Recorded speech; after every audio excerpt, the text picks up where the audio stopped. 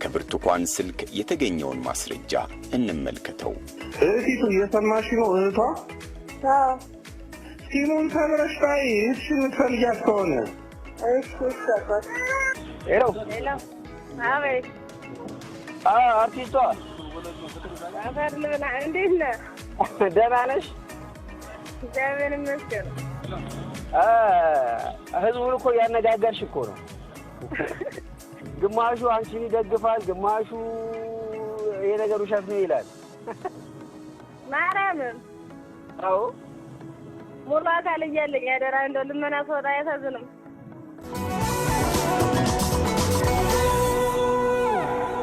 የአዲስ ምዕራፍ ሰዓታችን ላይ ደርሰናል።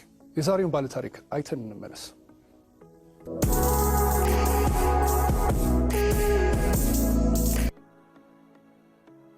ህዝቡ እንደዚህ ተጎድታ ብሎ ውስጡ እያዘነ እያለቀሰ እኔ ሉላ አቅፋት ስታለቅስ ማለት ነው ለሉላ አልቅሻለሁ፣ ለልጅቷ ሳይሆን እውነት መስሏት እንደዚያ በመሆኗ ለእሷ አዝኛለሁ።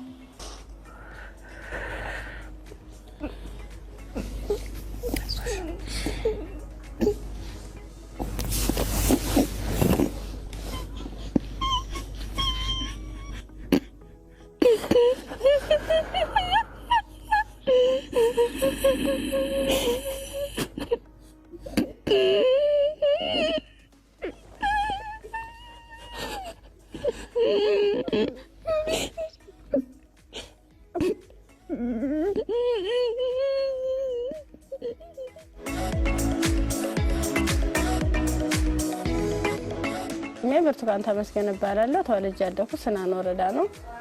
እኔን እንደወለዱ ነው አጋጣሚ አባቴም ወደ መንትን ያለ የተሰደደው። እናቴ በህይወት ያረፈችው በወሊድ ምክንያት ነው። ነፍሰ ጡር ነበረች። በሰዓቱ የ40 ቀን ነው እንደዚያ በወለደች በ40 ቀኗ ነው ምናምን የሞተችው እና የሆነ እንደወለደች ደም ስለፈሰሳት ነው ተብሎ ነው ያረፈችው። እዚያው ሆስፒታል አልወጣችው ነበር እና በዛው ነው የቀረችው። ያው የመጀመሪያ ልጅ ነኝ ብዬሻለሁ። ከዚያ በኋላ እናቴ ስትሞት ምንድነው እኔ 3 አመት ከ15 ቀን ነበር ከተወለድኩኝ ማለት ነው። ከዚያ በኋላ ምንድነው የተደረገው አያቴ ጋር እንዳድግ ቆየው። ወላጆቻችን አሁን የሚኖሩት እዛው አካባቢያቸው ነው፣ ትውልድ ቀያቸው ነው የሚኖሩት። ሰረቀ ብርሃን ቀበሌ ልዩ ስሙ ጨየ ገሊላ በተባለ ቦታ ነው የሚኖሩት። ማለት እኔ የሁለተኛ ታላቋ ነኝ። እሷ ከቤታችን የ6ኛ ልጅ ነች ማለት ነው። ከሷ በታች አንድ የአይቲ ተማሪ አለች። እሷን የሚገልጽ አይደለም። ለምንድን ነው በምን ምክንያት ነው እንደዚህ ያደረገችው? እኔም ማውቀው ነገር እኔም እንደ ህዝቡ ነው ያየሁት ይማታል። እሱንም ተደውሎ እስቲ ግቢና ዩቲዩብ የተለቀቀው ይሄ ነገር እውነት ነው ወይ ስንባል እኛ ወላ ግራን የገባን እንደ ህዝብ ነው ያየነው። በቃ እያቆራረጥን ጨርሼው ላላየሁትም ነገር አግብተኛል። ሰኞ ነው ማየት የጀመርኩት በስነ ስርዓት ራሱ። አባቷ አቶ ተመስገን ከበደ ይባላል። እናቷ ደግሞ ወይዘሮ ምንትዋብ ታመነ ትባላለች። እኔ ደግሞ አባቴ አቶ ሹመት በቀለ ይባላል። እናቴ ደግሞ መልካም ከበደ ትባላለች። ስለዚህ እናትና አባቶቻችን እኔም አሉ የሷም አሉ አልሞቱም፣ በህይወት አሉ።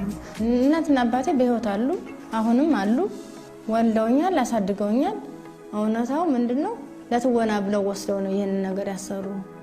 ስለዚህ ሙሉ ነገሩ ትወና ነው የተሰራው እንጂ ሙሉ እናት አባት አለኝ፣ ወንድም አለኝ፣ አክስት አጎት አለኝ። ቤተሰቦቼ በእንደዚህ አይነት ሁኔታ ነው የሚኖሩት። እኔ ደግሞ ባለ ትዳር ነኝ፣ የልጅ እናት ነኝ። አግብቼ ተድሬ ተኩዬ የወለድኩት ልጅ ነው እንጂ በእገታ ምክንያት የወለድኩት ልጅ አይደለም። ስለዚህ እኔ ልብ ኬዝ ታማሚ ነኝ፣ አዎ ታማሚ ነኝ። ሌላ ነገር ግን የለም ብዬ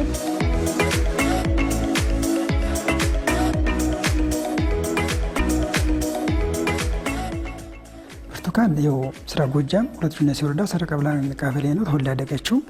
እሷ ቤተሰብና ቤተሰብ እዛው አንድ ደብር ላይ ነው ያሉት። ከዛ ጀምሮ ቤተሰብ ሰላም ነው፣ እነሱ በደንብ ይግባባሉ። ከዛ በኋላ እሷ ከኔ በኋላ አንድ ወደ ኋላ ትሆናለች። እሷ ትምህርቷን እየተማረች ሞጣ የሚባል የተማረች ከ8 እስከ 12ኛ።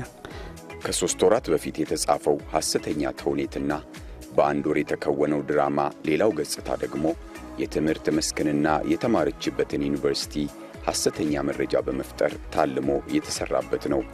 በኢቢኤስ ቴሌቪዥን የተሰገሰገው የጥፋት ኃይል አየር ላይ በዋለው የቴሌቪዥን ፕሮግራም የሐሰተኛ ድራማውን መነሻ መቼት ደምቢዶሎ ዩኒቨርሲቲ መሆኑን የተገለጸበት የተላለፈ ሲሆን ይኸውም ከዩቲዩብ ላይ ሲጫን ሆን ተብሎ እንዲቆረጥ ተደርጓል። ከዋናው የድራማ ቃለ መጠየቅ ላይ ያገኘነው መረጃ ብርቱካን በደምቢዶሎ ዩኒቨርሲቲ የፋርማሲ ተማሪ መሆኗን የገለጸችበት ይሁን እንጂ በወቅቱ ብርቱካን የ12ኛ ክፍል ተማሪ መሆኗን ማረጋገጥ ችለናል። ታገቱ ከተባሉ ተማሪዎች ውስጥ ስሟም አልተገኘም። 12ኛ ክፍል ስደርስ ውጤት ከመጣ በኋላ ወደ ዩኒቨርሲቲ ተመደብኩኝ። ዩኒቨርሲቲ ምድብ ስመደብ ሀረማያ ዩኒቨርሲቲ ነው የመጀመሪያ ምድብ የነበረ። ከመጣው በኋላ መኪና ላይ እንገናኛለን። የት እየሄድሽ ነው እላታለሁ። አይ ዩኒቨርሲቲ ደርሶኝ እየሄድኩ። የት ነው የደረሰሽ? ደምቢዶሎ ዩኒቨርሲቲ ስለኛለች። በላይነሽ ነው የምትባል በሰዓቱ። ከዚያ እና ታዲያ እኔ እኮ እንዲሆኑ በቃ እንድሄድ አልፈለኩም፣ ምክንያቱም አባቴን አስታውስበታለሁ። እዚያ እንሂድ እንዴ? አይ መጀመሪያ ጠይቂያቸው። ሄርን ይዛኝ ሄደች። እሷ የባለ ሀብት ልጅ ስለነበረች ትራንስፖርት ስከፍልልኝ ያቺ 300 ብሯን በእጄ ይዣታለሁ። ሄርንና ሬጅስትራል ብሩን እንጠይቃለን። በዚህ ሁኔታ ነበረ። እንዴት ላድርግ ብዬ ሳናገራቸው ክፍተት ቦታ ካለ ችግር የለውም አለ። ከዛ በሰዓቱ አይ በቃ እንትን ማታስገቡ ማትመዘገቡ ከሆነ ልሄድ እዚያ እንዳያልፈኝ ሄጀም ማርፍበት ሄጀም የሚያስተምሩኝ ነገር አይደለም፣ ሰው ቤት ነው የምኖረው ምናምን ስላቸው ምንም ችግር የለውም። ከዛ እንደውም አጋጣሚ በናቹራል አለ ሶሻል ተማሪ ከሆን ሂጅ አለኝ። አይ ናቹራል ለኝ አልኩትና ዶክመንት የሰጥቼ እዚያው ተመዘገብኩኝ። ፍሬሽማን ኮርሶችን እነሱን ከወሰድን በኋላ ፈተናውን ከተፈተን በኋላ ዲፓርትመንት ምረጡ ተባለ። ዲፓርትመንት መረጥ በፋርማሲ ስገባ በቃ እነሱ ራሱን ማበረታታት ጀመሩ። ከዛ ተማረች። ከ12ኛ ክፍል ጥሩ ውጤት አመጣ። ወደ ዩኒቨርሲቲ ወደ ሀረማያ ዩኒቨርሲቲ ተላከች። ሀረማያ ዩኒቨርሲቲ ትንሽ ከኛ ከጎጃም ተነስቶ ሀረማያ ዩኒቨርሲቲ ለመድረስ ትንሽ ራቅ ስለሚል ሐዋሳ እንድትማር አረጉ ዘመዶቿ። ሐዋሳ ዘመድ እህትም ስላለቻት ርቀቱም ስለሚያስቸግር ሐዋሳ ሄደችና ትምህርቷን መማር ጀመረች። አካውንቲንግ ኤንድ ፋይናንስ ሐዋሳ ነበር መኖሪያ ያኔ ማለት ነው። እኔ ነኝ ሐዋሳ ዩኒቨርሲቲ ለምኜ የማታ እንድትማር ቅዳሜና እሑድ ማለት ነው። ቅዳሜና እሑድ እንድትማር አድርጌ በ2013 የአካውንቲንግ ተማሪ ነበረች ሐዋሳ ዩኒቨርሲቲ ማለት ነው። ዩኒቨርሲቲ ቢሆን ለሄደችው ደምቢዶሎ አልነበረም። ከመጋባታቸው በፊት ሐዋሳ ዩኒቨርሲቲ ተማሪ ነበረች። ከተጋቡ በኋላ ወለዱ። ልጁ ይደግና ልጅ ማሳደግም ስራ ነው፣ ከዚያ በኋላ ትማሪያለሽ በሚል ልጅ እያሳደገች እሷ ቤት እንደምትል ነው የምናውቀው። እሱም ባንክ ነው የሚሰራው። ያው በጠዋት ወጥቶ ማታ ነው የሚገባው። ይሄ ነገር እንግዲህ እሱ ስራ ከወጣ በኋላ እየወጣችውን ምን ሰዓት ታርገው መቼ ይፈጠር የምናውቀው ነገር የለም። እኛም እንደ ህዝብ ሰማ ነው። 2012 ነው የተፈተንኩ። 2013 ገባውኝ። 2013 ገባው። 2013 እና 14 ነው የቆየውኝ። ፍሬሽማንን ኮርስ ተወሰድኩ በኋላ አካውንቲንግ የተመዘገብኩኝ አካውንቲንግ ነው። በአካውንቲንግ እና ፋይናንስ ነው የተመዘገብኩኝ። በዚያ ልክ መጀመሪያ አሰልፈውን ስለነበረ ሶስቶቹ አራቶቹ ተሄዱ በኋላ እኔ አምስተኛ ላይ ነበርኩ። በአምስተኛው ሰዓት ላይ ምንድነው ታኛለኝ ታኛው ከተኛው በኋላ እየተካኩ ነበር ሲደፍሩ የነበሩ ማለት ነው። ከዛ እየተካኩ እየደፈሩ ከደረጉ በኋላ ከደፈሩ በኋላ ምንድነው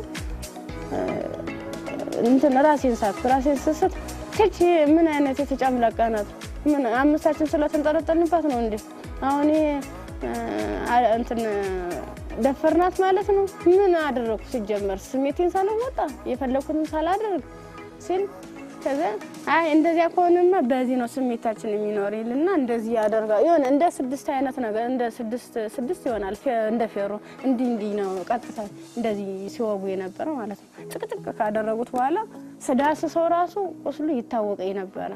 እንዴት አይነት ነገር ነው? በጣም ግራ የሚያጋባኝ በጣም ስህተት የሆነ ነው። ፎልስ ኢንፎርሜሽን የሆነ ነው በጣም። አሁን እንኳ ደምቢዶሎ የተባለ የዛሬ 5 ዓመት በፊት ነው። 5 ዓመት 6 ዓመት ነው። ልጁ ደግሞ ተደፍራ እንደወለደች 1 ዓመት ከ6 ወር ጫካ እንደቆየች ተደፍራ እንደወለደችው ነው። ልጁ ግን ስንት ዓመቱ ነው? 2 ዓመቱ ነው። ስለዚህ የዛሬ 6 ዓመት 5 ዓመት ትደፈር ነው። የዛን ልጁ ስንት ዓመት የሆነው ነበረ? 5 ዓመት እና ከ4 ዓመት በላይ የሆነው ነበረ። ግን ልጁ ስንት ዓመት ነው? ገና 2 ዓመት ነው። እና ተደፍራ ታግታ ደምቢዶሎ የሚለው በጣም ውሸት ነው። አታቆም። ደምቢዶሎ ቤት እንደሆነ ራሱ ዩኒቨርሲቲ ቤት እንደሆነም አታቆም። ስሙንም ላታቆም ትችላለች። የዛ ደገና ነበረ። ስለዚህ ይህ በጣም የተሳሳተ ነው። 2014 ተጋባን። 2014 15 16 17 ኦልሞስት እንግዲህ ወደ 4 ዓመት እየመጣ ነው። አብረን ነው የምንኖረው። ከተጋባን በኋላ እሷ ሜዳ አታውቅም፣ እኔ ሜጅ አላውቅም። አብረን ነው የምንኖረው። ምንም ነገር በማላችን ነገር የለ። ከእህቴ ጋር ነው ቀላቅሎኝ የተመለሰው ሐዋሳ ማለት ነው።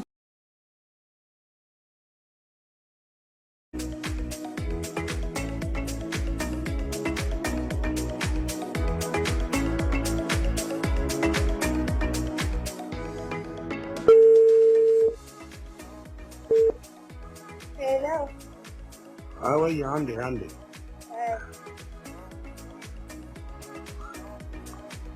ብሩክ አቤት። ይኸውልሽ እንግዲህ ከአንድ ሰዓት በላይ ቀጥቅጬ ኦልሞስት 2 ሰዓት ሆኖ ስልክ አሁን ነቃች ከእንቅልፏ። እንዴት ነሽ? ሰላም ነው? እግዚአብሔር ይመስገን። መድኃኒት ውጭ ስለነበረ ራሴን አሞኝ በዛ ረጅም ሰዓት ተኛሁ። እንዴት ነሽ? እግዚአብሔር ይመስገን። ይቅርታ የኔ እናት። ጤናሽ እንዴት ነሽ? ደህና ነኝ፣ እግዚአብሔር ይመስገን። ያው እናትና አባት አለ፣ ወንድም አለኝ፣ ባለቤትም አለኝ። እንዴት ነው የሚቻለው? ከዚህ ሁሉ አዘቅት የምወጣበት በምን አይነት ሁኔታ ነው?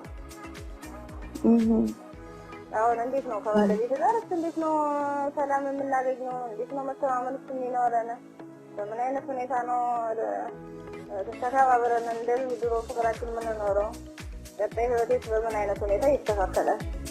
አሁን እኮ በዚህ በታምር አሁን እኔ እንደ እናቴ ስላየሁት ስትጨነቂ ጭንቀቴን ሁሉን አጋሬ ስለሆንኩ ነው ይህንን ምስጢሩን የምንል እውነታውን ማለት ነው።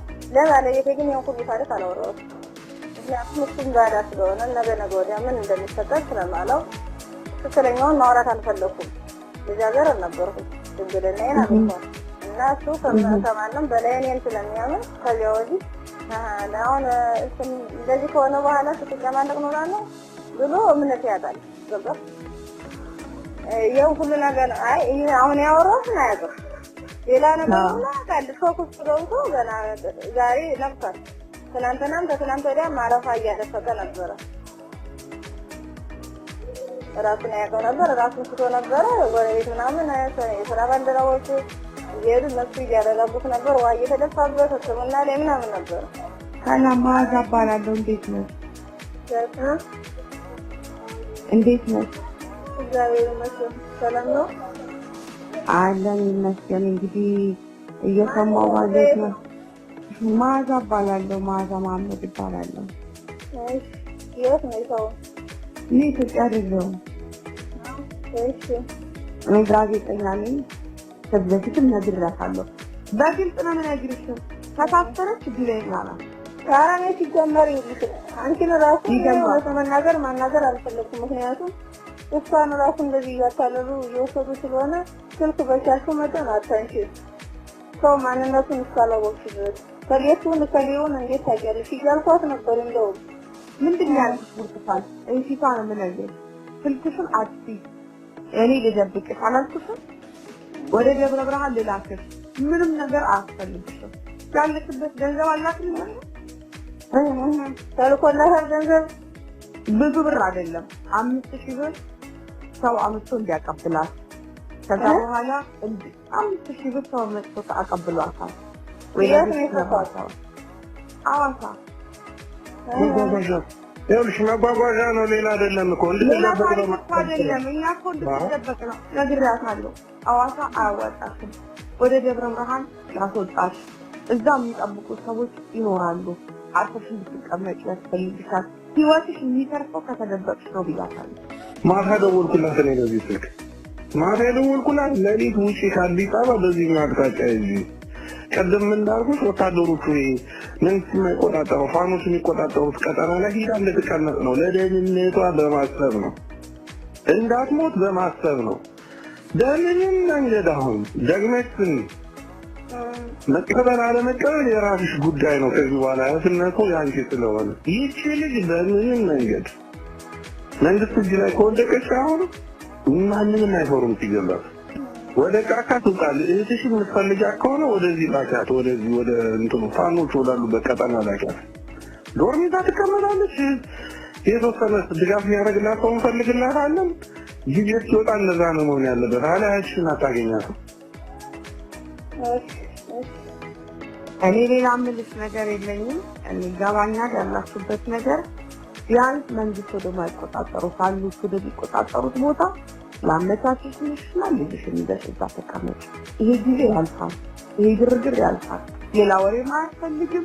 እኛ ምንም አንልም። የት እንደገባች አልታወቀም ተብሎ ከዛ በኋላ ገመናችን የራሳችን ገመና ነው፣ የራሳችን ውርደት ነው። በወዳችን ይዘን ዝም እንላለን። የተበላሸው ነገር ስማት ልጅቱ ሚዲያ ላይ ወጣ ሁሉ መስተባበል ታስባለች። መንግስት ምራት ነው የመሰላት ይመስለኛል። ይገልጻል የሚቆም ሊቪስና መንግስት አብሮ ነው የሚሰራው። አስቀልጅ ብዙ ነገር አበላሽተሻል። ይሄ ቀልድ አይደለም። ሆኖም የተፈጠረው ነገር በሁሉም ዘንድ መንግስት ቢለቅስ አማራ አይለቅስም፣ አማራ ቢለቅስ መንግስት አይለቅስም። ለቀለቀላት እንደተከበረ ሰው አስበረ ስልክሽን አታንሺ። አስቢ ከራስሽ ጋር ተነጋገሪ። ተለማን ማዚ እህቲቱ እየሰማሽ ነው? እህቷ ሲሙን ተብረሽታይ እሺ የምትፈልጊያት ከሆነ እሺ ሰፈር አስበሽ ወስኝ። መደበቅ ከፈለግሽ አግዝሻለሁ። ይሄ ነው ልልሽ የምችል። ቡርቴ ይህን ትበሪ እሱን ትበሪ ነው። አይ የእናንተን በምን ሊያዘው? አሁን የእናንተን እኮ ታስፈልጉኛላችሁ። በስክሪፕቶ ተፈሻል። እሱን ትበሪ እሱን እንይዛለን። ቁጥሩን እንሰጥሻለን። እሱ የተማረቀት ያዚ ሲደመር አንድ 3 የፖሊስ የምርመራ ውጤት እንደሚያሳየው ሐሰተኛ መረጃን በመጠቀም በብርቱካን በኩል የተተወነው የፈጠራ ፊልም እንዲያሳካ የተፈለገው ዋነኛ ዓላማ የጥፋት ኃይሎች በሀገሪቱ እየታየ ያለውን ሰላምና መረጋጋት ዘላቂነት እንዳይኖረውና የጥፋት ዓላማቸውን ለማስቀጠል የሞከሩበት ሀገራዊ ትርምስ ለመፍጠር ሰፊ ዕቅድ ያለው ነበር። የሕዝብ ቁጣ ለመፍጠር ከዲያስፖራ እስከ ከተማ፣ ከከተማ እስከ ጫካ የተዘረጋ የጥፋት ጉዞ ሞክረዋል። ጥፋቱ ቀጣይነት እንዲኖረው የሚያግዝ ለተከታታይ የጥፋት ተግባር ምስል ከሳች የሆነ ድራማ በደም ነጋዴዎቹና በኢቢኤስ ቴሌቪዥን አቀናባሪነት በዋናዋ ተዋናይ ብርቱካንና ተባባሪዎቿ ተሰርቶ ለመላው ኢትዮጵያውያን ተሰራጭቷል። ምንም እንኳን ሰፊ ተመልካች ባለው የቴሌቪዥን ፕሮግራም በሰውኛ ትረካ በእንባና ሐዘን ታጅቦ የተሰራጨውን ሐሰተኛ ትወና ሕዝቡ ተመልክቶ ቢያዝንም የደም ነጋዴዎቹ ያሰቡት አልሆነም።